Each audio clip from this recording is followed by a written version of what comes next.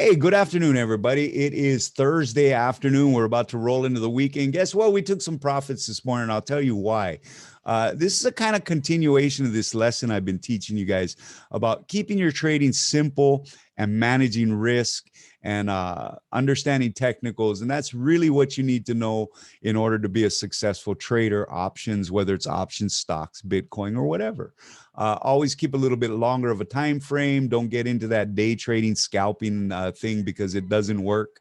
It will work for that one guy you read about on YouTube, but for every one guy like that, there's about 500 that lost everything trying to scalp. Always keep this long-term frame of mind. The time you come out of that is with your options, right? Because your options are time sensitive, so they kind of eliminate that idea unless you buy options way out, which usually aren't very easy to do. It's actually a more difficult trade to buy options way out than it is to buy options maybe medium to short term. Now, on that subject, we've been talking about we're in this DIA trade we opened up, right? Well, guess what? This morning we sold it. We cashed it in for about 50%, depending on where the members got in after the call. But why would we do that? Well, you saw this morning when the markets opened up, they were soft, right? Everything kind of went red. The Dow went red, the S&P 500 went red, and the NASDAQ went red. And the NASDAQ kind of got real ugly. But we were still at a nice profit on the DIA calls. Now, we felt like the market would recover because we had that great unemployment report this morning. There's really nothing, no swans out there right now that are affecting things other than India, right? But India is something we've been dealing with for over a week now. And so the market's come to terms with it. It's what you'll commonly hear people say, priced in. That's what priced in means. Remember, everything's psychology in trading, understanding the psychology of the market, understanding the psychology of the traders involved in the market, right? And when you understand the psychology of the market, then you can be very successful at it, right? Now, what would happen this morning is, guess what? We had those DIA calls. We owned them for a couple of days. We cashed them in for about 40-50%. And guess what? We moved into a bullish spider trade. But the spider trade, we bought an extra week. We bought the 521 expirations rather than the 514 expirations on the DIA. We took the bird in the hand. And that's what I always tell you guys.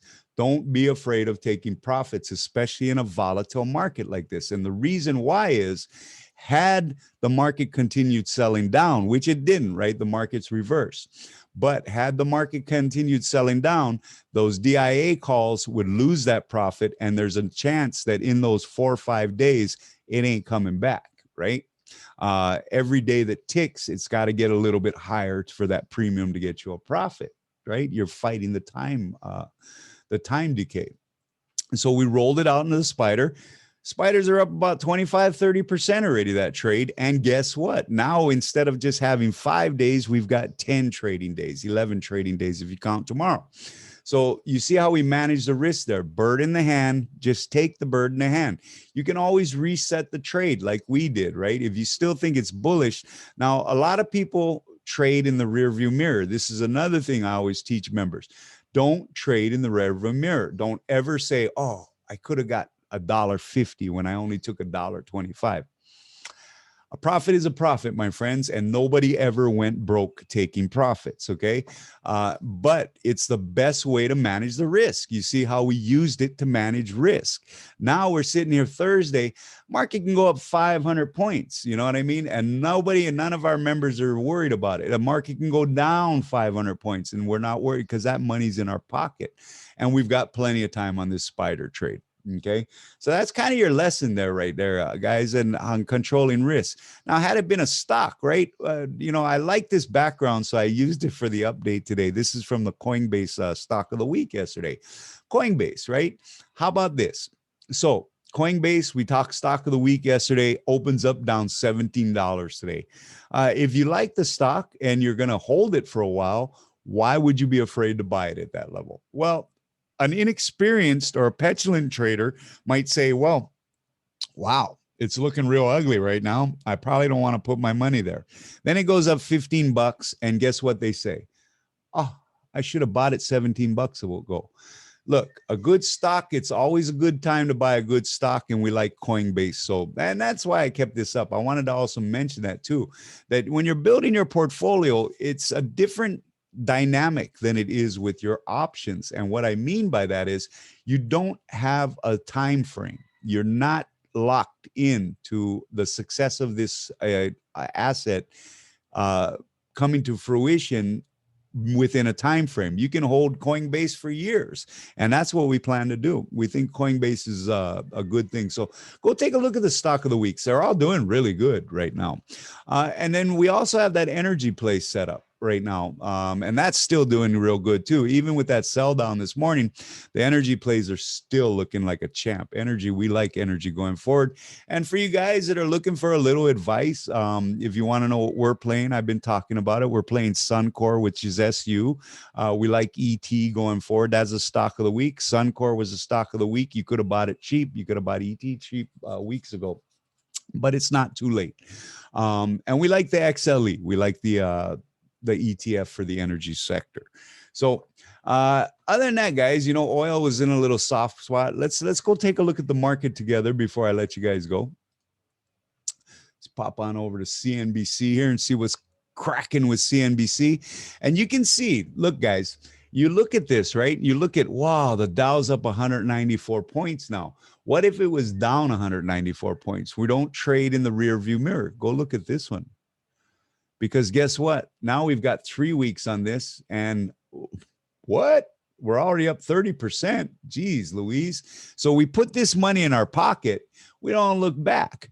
We put this money on the board and we're moving forward. So you see how that goes. And, you know, the VIX is a big indicator right now. You saw how we talked about that a couple of days ago. Remember, we were short the spider. We were short the S&P 500 with those puts. The minute that VIX popped over that 20, guess what? We cashed those in. We cashed those in at a nice profit. And we rolled into the long DIA trade. Why? Because we know on the VIX, and I teach this a lot, that 20 point is a real indicator. If it gets up above that 20 points, the $20 range on the VIX, guess what? You're getting some real volatility. There's follow through on the sell downs and stuff. But once you're under it, then you get these little buy the dips. And that's what we took advantage of this morning. You see that market's looking nice and strong. That Dow's up about almost 200 points again. S&P's up about 18 points. And NASDAQ finally went back green. Kathy Woods not standing on a ledge probably right now like she was earlier this morning. And you can see the news cycle is just very tame today. Very, very tame today. So like I said, as a membership, we sold our DIA in the early parts and took that 40-50% in 2 days and put it in our pocket. We rolled it into an S&P play, which is already up even more than that barely by now, with the market pushing up to this high at 8 to plus 18. We're probably up about 30% on that trade right now, and we can ride this. We had the great unemployment report this morning. There doesn't seem to be any swans out there right now, but you never know a lot of times till they rear their ugly heads, right? Let me get you off share screening here. So, hey guys, and that's how you stress-free trade, because guess what? It is 6:30 in the morning now in Hawaii. It is 12:30 in New York. If you're in between, it's sometime in between there. And guess what? You can call it a day. You're done. Stress-free trading. That's how you do it. Okay.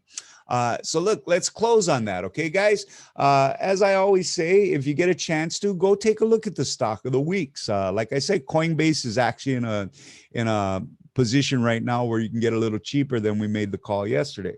We actually bought some yesterday. We're not worried about it.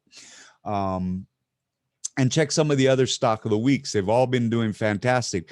We kind of did a summary yesterday with our members of what we've been doing with the stock of the week and how effective they've been. We do not have a stock of the week that is not positive from the time we released it, except for Coinbase, but we only released that yesterday. And also, too, if you look at that Playboy stock of the week we put out, it's already a double. That's how easy it is. 2 clicks, right? 1 click in, 1 click out. The rest of the time you're at the bar spending the money. Don't spend your money on alcohol. Anyways, guys, how's the crypto world? The crypto world, you guys know we started taking a dip about a month ago. We're up, we built that small portfolio with some of our members because we were all talking crypto, and we said, hey, let's go see if we can trade this asset. And that's the key there. We do not trade Bitcoin. We are coiners. We are coiners. What does that mean? We hold that bad boy. We're looking to build positions. We're looking to capitalize on this as it comes to fruition down the road. We're not looking to scalp it. We're not looking to day trade it. And we're already up, I think it was 21% on that portfolio that we started about just about a month ago. Anyways, and Bitcoin's looking good. It looks like it's holding that 57, 58 level. It fluctuates down to that 54, kind of bounces around 55. But for the most part, it seems like it's really got some support here at this level. Ethereum's just been a beast, guys. We don't trade any other coins, or we don't buy any other coins. We do own some Stellar, which we had got way in the beginning when we opened the portfolio, and that's up too. That's having a great day today. I think it was at 62 cents or something this morning. And that's how patient we are with our Bitcoin portfolio. You ask us, well, how much is your Stellar at right now? And we're like, well, I got to go check because I don't watch it every 5 minutes. And that's a key to trading too, guys. Do something besides stare at a chart. Okay. The worst thing and the biggest mistake new traders make is they enter a trade and they sit there and stare at that chart, and every red tick is one more push towards that ledge of selling at a loss when you could have waited and sold at a profit. Okay. Patience, patience, patience. All right, guys, let's call it a day. I'll see you guys tomorrow for Friday. Don't forget, next week, we're going to start doing the old crypto of the week, and we're going to start doing a weekly crypto update. We'll do that late in the week, Thursday or Friday. We'll probably start it next Friday, and all it'll be is once a week. We'll talk a little bit about our crypto portfolio and the coins and stuff that we like and what's going on in the Bitcoin industry. Okay. We will still do the daily updates and the stock of the week. Stock of the week's been on fire. Anyways, guys, I'll see you guys in the morning. You guys have a fantastic Thursday. It's Friday tomorrow. Let's roll into the weekend and see if we can have some fun. All right.